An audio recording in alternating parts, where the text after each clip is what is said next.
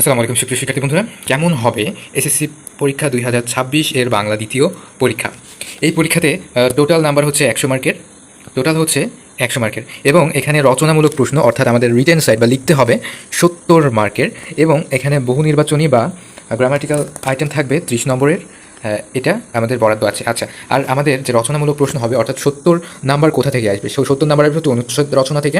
অনুচ্ছেদ রচনাতে আমাদের হচ্ছে দুইটা থেকে একটা লিখতে হবে। তাহলে দুইটা আমাদের অপশান থাকবে হাতে, যে এই দুইটার যে কোনো একটা আমরা কিন্তু লিখতে পারবো। তো মূল বই থেকে কিন্তু আসার সম্ভাবনা বেশি। তারপর হচ্ছে চিঠিপত্র, সংবাদ, প্রতিবেদন, এই দুটার ভিতরে একটা থাকবে। হয় চিঠিপত্র লিখবে অথবা সংবাদ প্রতিবেদন লিখবে। তো যে কোনো একটা তুমি কিন্তু লিখতে পারো। তো এটা হবে 10 নম্বরের।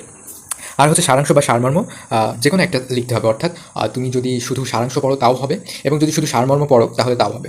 অর্থাৎ যে কোনো একটা পড়লে আমাদের হয়ে যাচ্ছে হয় সারাংশ না হয় সারমর্ম। তো ওখান থেকে আমরা একটা লিখতে পারবো। তারপর ভাব সম্প্রসারণ, আমাদের দুইটা থাকবে, দুইটার ভেতরে একটা লিখতে হবে। তো এখানে আমাদের হাতে একটা অপশান আছে, আমরা যে কোনো একটা লিখতে পারি। আচ্ছা, অনুবাদ থাকবে একটি, পূর্ণ নাম্বার 10। আর হচ্ছে রচনা থাকবে, 3টা রচনা থাকবে। তো রচনা দুই তিনটা পড়লেই তার ভিতরে একটা কমন পাওয়া যায়, এবং সেখান থেকে একটা কিন্তু লেখাই যায়।